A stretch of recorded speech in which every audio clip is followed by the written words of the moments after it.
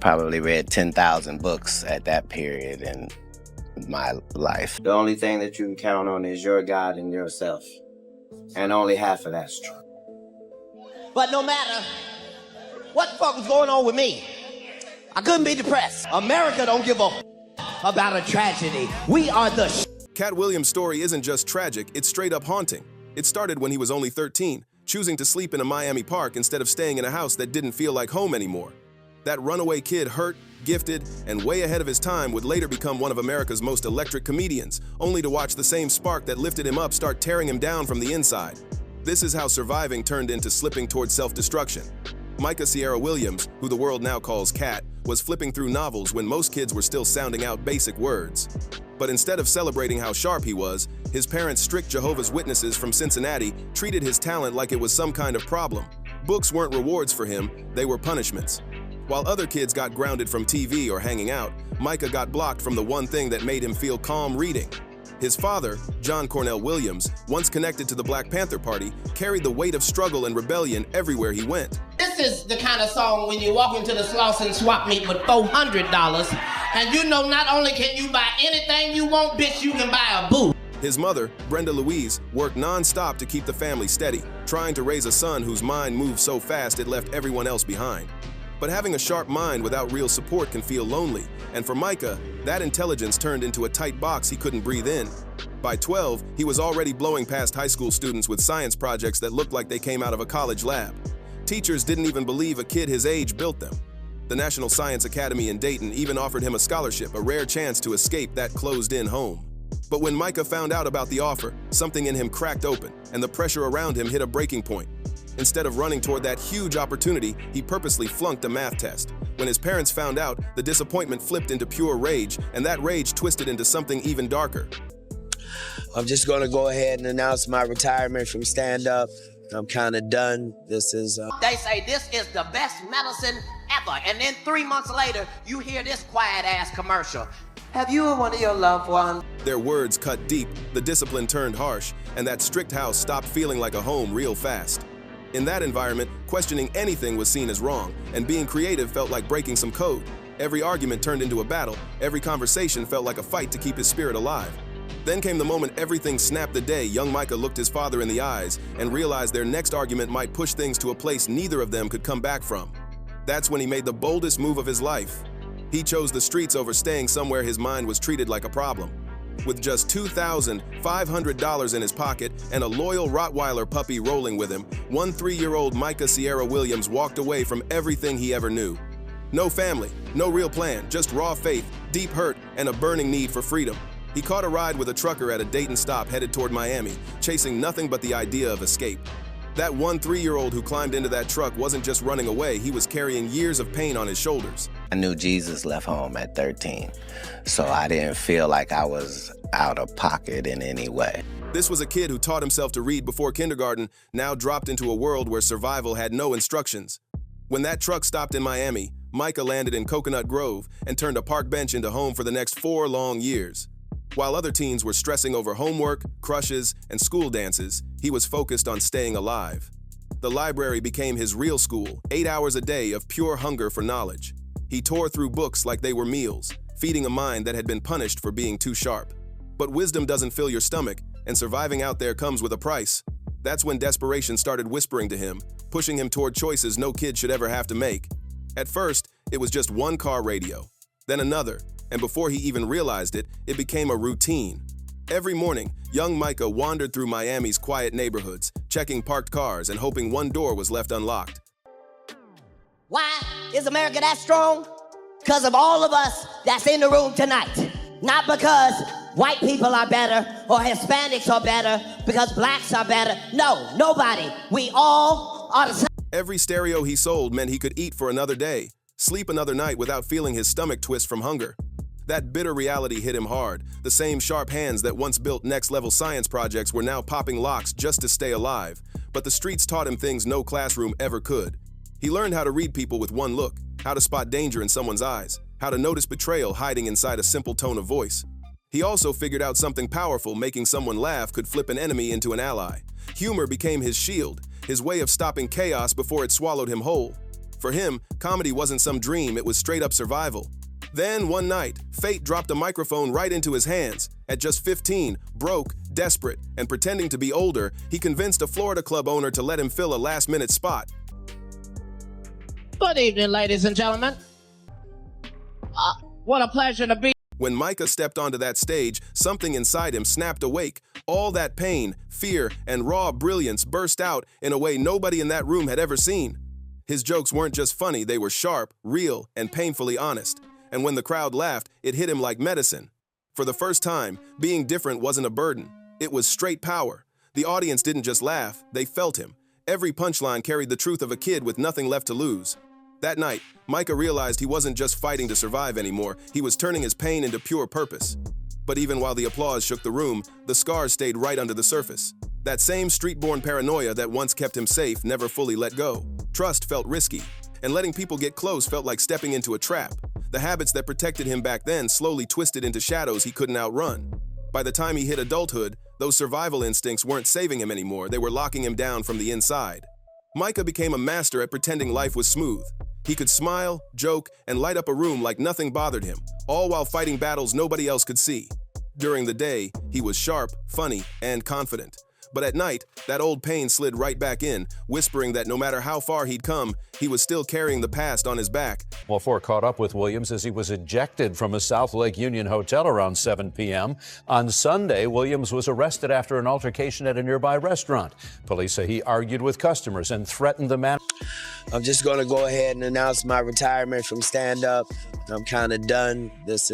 From the outside, his rise looked like something straight out of a movie. A kid who had lived through the hardest situations turning into a comedy star. But deep down, the part of him that had been forced to grow up too fast was still wrestling with thoughts he never spoke out loud. Then came 2001, the moment that flipped his whole career. The audition for Friday After Next wasn't just another gig, it felt like destiny. When Micah stepped into that room as Katt Williams, he didn't just deliver lines, he brought his whole journey with him. Every joke, every smirk, every sharp glance carried the energy of someone who had fought with everything he had to stay standing. When he transformed into Money Mike, he wasn't just performing, he was telling pieces of his story through comedy. It wasn't acting, it was truth, dressed up in jokes. And that role cracked open a door Hollywood had kept closed for years. Suddenly, the same kid who once slept on park benches in Miami was sharing scenes with icons like Ice Cube and Mike Epps. He had crowds screaming with laughter, but behind the punchlines was pain that only he truly understood. Money Mike hit legendary status because Katt wasn't pretending to be that fast-talking hustler, he was someone who had seen both sides of the hustle up close. The charm, the swagger, the cleverness, all of it was armor built from everything he survived. Then came BET's Comic View, and that's when his whole world really started blowing up. Katt's style hit the stage like electricity, sharp, street smart, and unfiltered. He was confident but still carried a real vulnerability that made people lean in. He wasn't chasing cheap laughs, he was dropping truths most comedians were scared to even mention. He spoke on race, struggle, survival, and the grind not from theory, but from real life. Every story felt lived in, and every punchline came from a scar he'd earned the hard way. By the time The Pimp Chronicles Part 1 hit HBO in 2006, Katt Williams wasn't just a comedian, he was a voice for the people, slicing through crowds with razor-sharp honesty and fearless energy. That special went viral before viral was even a word people used. His lines became neighborhood quotes, the kind of punchlines folks repeated everywhere even before memes were a thing. He looked unstoppable. But behind the cameras, the pressure was starting to squeeze him tight. Hollywood wanted him to be consistent and predictable, but Katt's mind ran wild. He thrived on chaos and sharp instincts. The industry wanted neat schedules, clean behavior, and full obedience. But managers, agents, and executives kept trying to polish him down, to tone down the fire that made him unforgettable. And the bigger he got, the more they tried to control him and the harder he pushed back. The money didn't calm him, it only made that old paranoia grow louder. Coming from a childhood where he started with nothing, every dollar felt temporary, like it could disappear any second. Every deal felt suspicious. He couldn't shake the fear that one wrong move could send him right back to those park benches in Miami. Every negotiation, every handshake, every smile in a boardroom felt like a loyalty test. He could fill arenas with roaring laughter, but none of that noise followed him home, and the silence after the lights went off felt heavy in a way he couldn't escape. His genius, the same mind that flipped trauma into comedy, started turning against him. He overthought everything, every opportunity, every friend, every little detail. Trust became harder and harder to give. He had the fame, the money, the crowds, and the respect. Yet deep inside, he was still searching for something he lost a long time ago, peace. And that wild, flashy persona that made him a legend wasn't just a character, it was a shield, a mask he built to survive a world that kept trying to break him again and again. The bigger Katt Williams' fame got, the tighter everything around him started to squeeze. That flashy persona that once made him unstoppable turned into a cage he couldn't escape. He wasn't just a comedian anymore, he became a mirror, forcing America to look at itself, and plenty of folks did not like the reflection staring back at them. Katt had always been bold, unfiltered, and willing to step into conversations other people ran from. But once his voice got too loud, too honest, it made powerful people uncomfortable. His specials weren't just jokes, they were confessions, raw breakdowns of politics, religion, hypocrisy, and even Hollywood's own shady ways. The same fire that kept him alive on the streets now put him on a tightrope in boardrooms full of people smiling in his face while secretly hoping he'd slip. Hollywood is built on illusions, fake love, fake morals, fake inclusion. But Katt wasn't about to play along with any of that. He refused to act like racism magically disappeared or pretend poverty was just some bad decision. When his 2008 HBO special, It's Pimpin' Pimpin', dropped, he pushed every line society tried to hide behind curtains. He didn't just joke, he swung comedy like a blade, slicing right into systems built on lies and exploitation. And the people loved it. But Hollywood did not. Behind closed doors, executives whispered he was too outspoken, too unpredictable, too real for their comfort. They wanted the money his talent brought in, but they didn't want the truth attached to it. The more he succeeded, the more isolated he felt, surrounded by folks who smiled at him during meetings while plotting against him when he walked out the room. And slowly, that pressure started showing in ways he couldn't hide anymore. His friends started seeing the shift. First the sleepless nights, the jumpy energy, the way he kept looking over his shoulder like somebody was tracking him. His brilliance on stage began mixing with the chaos he was fighting off stage. Some nights, he left the crowd speechless with pure talent. Other nights, the pain hit him so hard he struggled to even land the punchline. The line between performing and breaking down was getting razor thin. What used to feel like exciting unpredictability was turning into something frightening, instability that nobody around him knew how to stop. People close to him noticed the exhaustion, the growing paranoia, the way his trust shrank until it felt like nobody could reach him at all.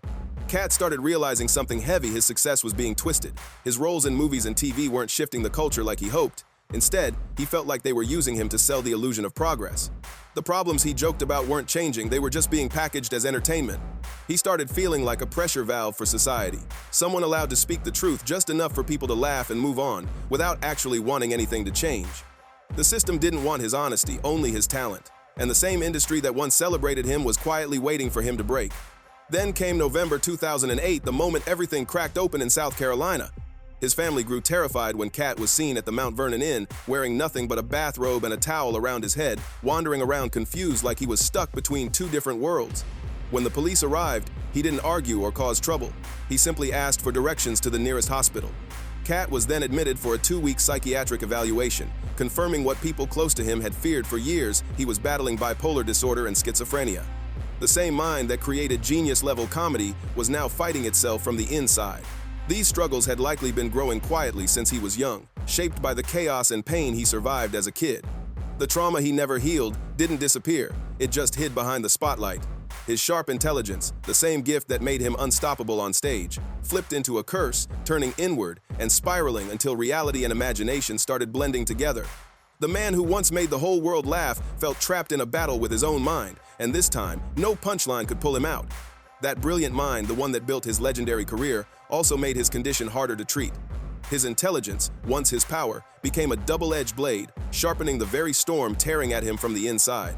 But the real tragedy wasn't just what he was going through, it was what it revealed about everything around him. In many Black communities, mental health still gets misunderstood or brushed off. Asking for help gets labeled as weakness, while staying silent gets mistaken for strength. So when someone like Katt, a genius shaped by trauma and survival, hits a breaking point, the systems around him freeze up. Traditional therapy wasn't built for a mind running at his speed, and Hollywood definitely wasn't built to heal the same pain it profits from. After his 2008 hospitalization, the following decade became painful, to watch a slow unraveling happening right in front of the world. His behavior grew unpredictable, his reactions sharper, and his public moments harder to understand. In 2016, the world watched a disturbing incident involving him and a much younger student in Georgia. The situation blew up online instantly, and the clip spread everywhere, turning a respected comedy icon into a non-stop headline. It was heartbreaking, a clear sign that something deeper was going on beneath the surface. But that moment wasn't the only sign of his struggles, it was one of many. The arrests kept stacking up, possession charges, accusations tied to weapons, situations at home being investigated. Each incident carved away more of his legacy. Each one showed that he needed real help, not more cameras in his face. Fans didn't know what to believe, promoters backed away, and the man who once controlled arenas with nothing but a mic was suddenly fighting just to keep his career alive. Katt wasn't falling apart because he stopped being talented. He was falling apart because he'd been carrying pain that nobody ever helped him unload, and the world kept watching without understanding what they were really seeing. The world saw chaos, but they missed the real story. What people thought was self-destruction was actually symptoms of something deeper. Katt wasn't out here trying to ruin his life. He was battling his own mind every single day. Every headline, every mugshot, every wild moment was another flare from someone crying for help in a language society never took the time to understand. And the entertainment industry, it had zero patience for struggle. They wanted him funny, not fragile. They made money off the pain he turned into jokes, but gave him nothing back when that same pain began taking over. His circle split in two, the ones who saw him as a paycheck and the ones who truly cared about him. Sadly, the people who really cared were the first ones he pushed away.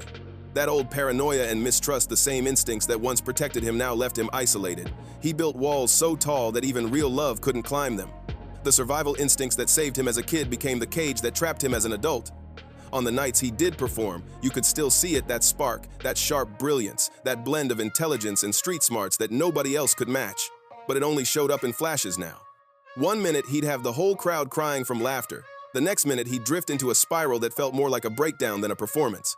The same spontaneity that used to make him beautifully unpredictable now made crowds uneasy and promoters straight up scared to book him. And the saddest part? Watching one of the sharpest minds in comedy unable to turn that same sharp insight on himself. He could break down society, fame, politics, and hypocrisy with surgical precision, but when it came to his own struggles, he couldn't see the full picture anymore. His illness blurred everything, the line between reality and fear, truth and imagination. And the man who built his career on brutal honesty could no longer be fully honest with himself. Even in the middle of all the chaos, his genius kept breaking through.